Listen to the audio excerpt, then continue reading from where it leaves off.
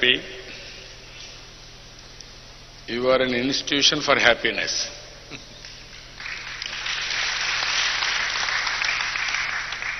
Now everybody wanted to have happiness. Their life should be meaningful, but they don't know how to live happily. Can you give your message to our people? Namaskaram, and it's just as an aspiration to build a city of joy. There are two things we can address today.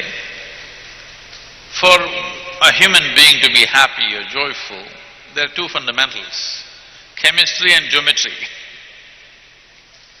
When we say chemistry, today we know medical science is recognizing this very much. All human experience has a chemical basis to it.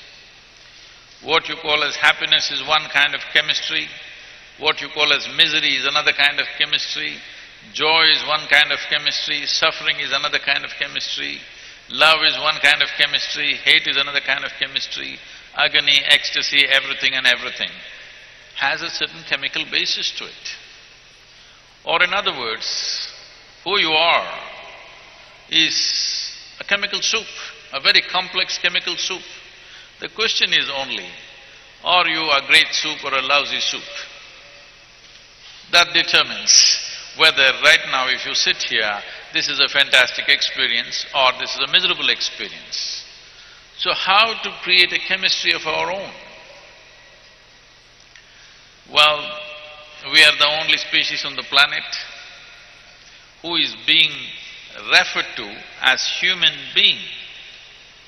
We did not say tiger being, elephant being, grasshopper being. Only for this one we said human being, because this one is supposed to know how to be. That means we are the masters of our experience.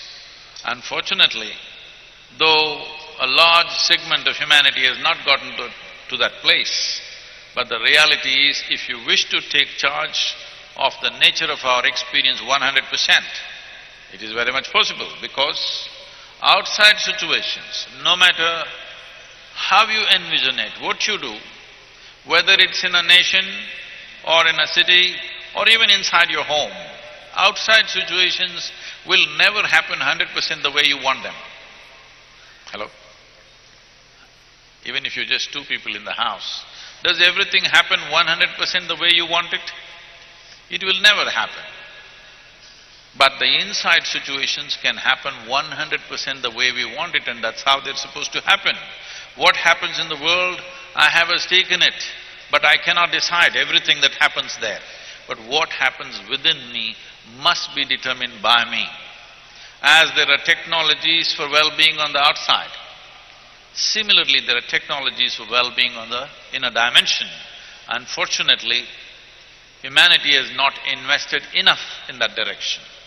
In creating this chemistry, which is joyful by its own nature, not because of something that we do or do not do, just joyful by its own nature. I'm just asking you a simple question. Suppose you had a choice between being blissful and miserable, what would be your choice for yourself? It's a question. Blissful? At least for yourself, it is definitely highest level of pleasantness for yourself. What you want for your neighbor sometimes may be debatable, but what you want for yourself is 100% clear that you want this to be in the highest level of pleasantness of experience. You can call it joy, happiness, love, this, that. Essentially, you're looking for a pleasant experience of life. Because pleasantness is not a goal by itself.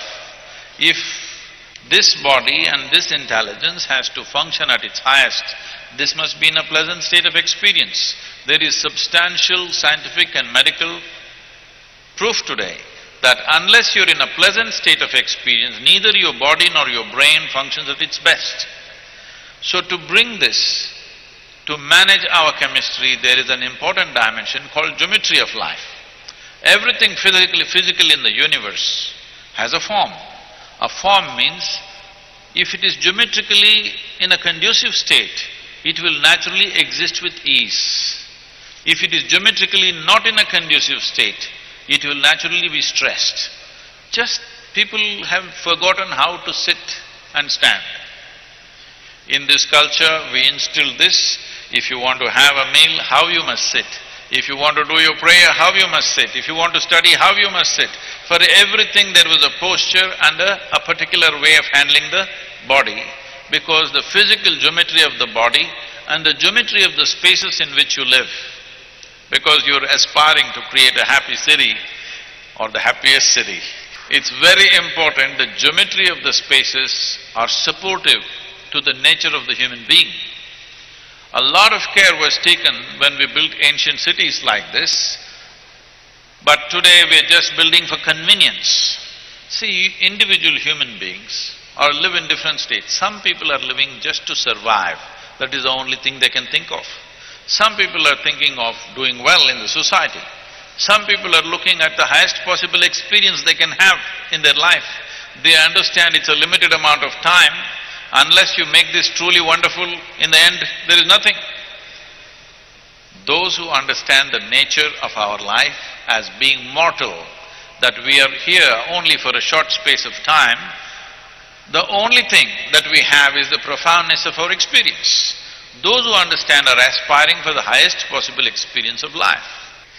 I was just some time ago, recently, I was just driving through a business district of Washington, D.C. All young people, well-dressed people, obviously they're earning a good living. If you look at their clothing, the way they are and the place where they are. But this is their lunchtime, they've all come out. They're standing on the streets where there are a lot of things being sold. Everybody is eating these big burgers, or whatever you call them, where you need a mouth space like a hippopotamus. You know, like this, like that, they're biting, standing and eating. I just stopped at a traffic light, I was just looking at them. What is the fate of a human being that today you have to eat like this? We created a whole process. If you want to eat, how you must address the food. Because the very body that you carry is the food that you eat. If you don't treat the food properly, you think the food will treat you well? The air that you breathe, the earth that you walk upon, the water that you drink, if you don't learn how to relate to these things, they will not relate to you well. These 5 basic elements which make our system and our city and our nation and our world, if we don't treat them well, they don't treat us well. So a city should take this into considerations. I am happy to see 30% is blue-green, that is fine, but still creating that culture of engagement with all the ingredients which make our life. In this, our own chemistry, and of course when we say outside chemistry, people are talking about carbon dioxide and measuring carbon dioxide. Yes, it is true, this is an oxygen breathing and carbon dioxide expelling thing, but at the same time, you can pump carbon dioxide into your bottle and call it the real thing and it sells across the world. So, we need to understand that the way we're relating to the world, the way we're relating to all that makes our life, we think it's just our money and our family and our property. No. Everything that we relate to on a moment-to-moment basis, there is a certain way of conducting this. The very atmosphere that we create, the geometry of the buildings and the surroundings we create can focus a human being towards that. It is possible to do that. Whatever the little design factor that they were showing of the Isha Yoga Center is just about that the geometry is created in such an intricate way that inevitably people have to get involved in what is there. I'm just telling you a simple thing. Today, there is scientific research telling that this is doing wonderful things. The simple thing is, we always have uneven floors. Intentionally, I designed like this. People said, this is not convenient, make it smooth, we can just walk blind. I said, no, you have to walk with your eyes open. And today, medical science is telling you, If you walk on uneven floors, your neurological system will be very healthy. Most probably you will not get dementia and Alzheimer's in your old age if you're continuously walking on uneven surfaces. Is it not important that we have forgotten? We already have dementia. We have forgotten where we come from. We have forgotten the land that we walk upon. We have forgotten the air that we breathe. We have forgotten the water that we drink. We are already suffering dementia from a very early age. It's very important that we create spaces, if not the entire city, at least spaces where people are inevitably guided to get engaged with everything that they are in touch with. Guruji, you can guide us, development, values and happiness. How it is changing, what is the correlation, or positive or negative? So when we say development, we're talking about making human life better. We were, you know this very well, 25 years ago or 30–40 years ago, in this country, money means we talked about a lakpati. That means somebody who has 1 lakh rupees is a big man. Then 10–20 years ago, we started talking about crorepati. One who has 100 lakhs is a big man. Today, if you talk anything less than 100 or 1,000 crores, you're no good. So, by enlarging the numbers, nothing is happening to life as such. We're just multiplying things in our mind and thinking we can become big. No, no. Nothing will happen that way. This is like, you have 1 chair to sit. You can only sit on 1 chair. But if you put 2 mirrors on either side, this will multiply into 100 chairs and you can believe that you have 100 chairs. But actually there is only 1 chair. What is on this planet? Only that much is there. There's nothing more, nothing less. The question is only how we use it. Are we using it for our well-being? Our well-being, does it include the well-being of the next and the next generations to come, or are we the last generation on this planet? Are we sensible human beings, first of all? Because our existence here is a brief amount of time. We just have a relay game to play. Somebody has given this to us, we're carrying it and giving it to the next generation. How much can we consume, what can we do is something we have to determine. With all this extra that we do, our life doesn't become extra in any way. If one is trying to enhance their lives by accumulation, either money or knowledge or wealth or whatever, accumulation means this. Suppose I have a bigger heap than yours, then I think I'm better than you. This must go in a society. Unfortunately, even today, I can proudly say in southern India it's still true, which is going away rapidly. Suppose in Tamil Nadu if you come, if you go to any festival, a wedding or a function, outside you will see Mercedes, Bentleys, even Rolls-Royces parked outside and also TVS moped parked outside. But inside if you go, all of them are in white bush shirts and white dhoti. You can't make out who came in the Rolls-Royce, who came in the TVS moped, everybody is the same. It doesn't matter how you came, how much money you have, when you come and sit here, according to your age and according to what values you have, accordingly you're respected, not for the money that you have. This needs to happen in a society.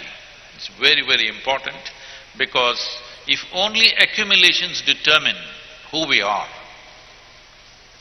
what this means is, I will always enjoy what you don't have. This is a sickness which has grown in the world. See, for example, I don't know, so many ladies are there, maybe I shouldn't take this example, but let us say a diamond, for example. Everybody wants to put it in their nose, in their ears, all over them, whatever. But believe me, if you cut glass properly, a glass will look more beautiful than a diamond. Most people will not know what is a diamond, what is a glass if it's well cut. Suppose all the streets of Amaravati you paved with diamonds, would they want to put it on their neck? No. So right now the value of that is only that others cannot have it. This has to go in a city, in a community. What I have doesn't make me better than you or anybody else. What I have accumulated determines how big I am. If that is so, it is always like this, I enjoy what you don't have. If I have eaten well and you have not eaten, now I enjoy this. Tell me, is this happiness or sickness? If this sickness is taken away from a society, a whole lot of things will be fixed. The value of what a human being is because of who he or she is, for the worth that they are as a life, not because of what they have gathered in their life. Nowadays, you are saying that is one stage. Now people are getting more and more money. They are becoming more and more selfish. Then some people are not marrying. Even they marry, they don't have children. Even countries are suffering with the demographic problems. How we are going to define? Now some countries are basing on robots. They can import the Indians. No, robots. This is where things are happening. How do you rate all these things where this civilization is going on? How we are going to handle this type of problems?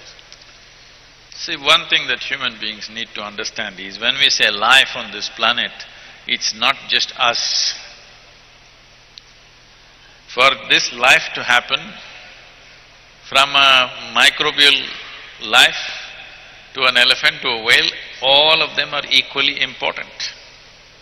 There is a study which shows that if all the worms on this planet disappear tomorrow morning, in about 18 months' time, all life on the planet will disappear if the worms go away.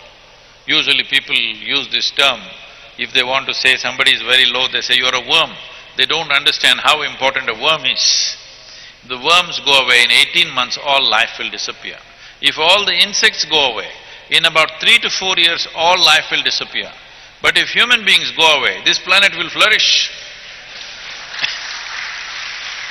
So we need to understand, when we say life, all life has equal right to exist on this planet, it's not just us. So right now this has gotten us big time. If you say anything like this, oh, he's an ecologist. No, you don't have to be an ecologist if you understand life the way it's happening. We exist because all of them exist, and they are not any less significant life than we are. If we are a more intelligent life, as we claim to be, we must definitely be… Intelligence includes love and compassion. Unfortunately, people think intelligence means becoming like barren like a desert. No, if you're truly intelligent, you would keep your body sweet, your thoughts sweet, your emotions sweet, everything would be in a wonderful state if you're really an intelligent person. So if that is so, we would very much understand that our life is not singular and our life is not the most significant life. An ant is as important as we are on this planet. If we don't recognize that, if we don't take care of that, then life won't happen, it doesn't matter what we build. I have a small question which is having small two parts. How much happiness is happiness? Is my one question. And I am happy on certain counts and unhappy on certain counts. Is there any way to be holistically happy? The moment you link your happiness to what happens or does not happen in your life, the chances of you being happy are very remote. As I said earlier, never ever for any human being does life around them happen 100% the way they want it. Some percentage it happens our way, and I'm glad it's not happening your way, because if everything happened your way, where do I go? If this world happened just your way, where do I go? I'm glad everything is not happening your way, little bit your way, little bit my way, little bit somebody else's way. This is how the world will happen. So do not relate this to your happiness. Your happiness is the condition that you have kept yourself in. Now, Is it important that we are going through this again and again? Is it important that your body and brain functions well? If it has to happen, this must be in a condition of pleasantness. Happiness means just this. There are enough issues in the world to handle. If you are not happy, what it means is, you yourself are an issue. When you are a big issue, how will you address any other issue in the world? So one thing that every human being should do to themselves is that I am never the issue. Issues are there in the world. What we can do, we will do. What we cannot do, we do not do. That's all there is. Everything that we can do, we will do. But I am telling you, when you yourself are an issue, when you're unhappy, even things that you can do, you will not do. Because you're unhappy with something. In our lives, if we do not do what we cannot do, there is no problem. But if we do not do what we can do, we are a disaster. Isn't it? What we cannot do did not happen, what to do? But what we can do, we did not do. Please tell me, is it true that when you're unhappy, even what you cannot do, what you can do, you will not do? Is it not so?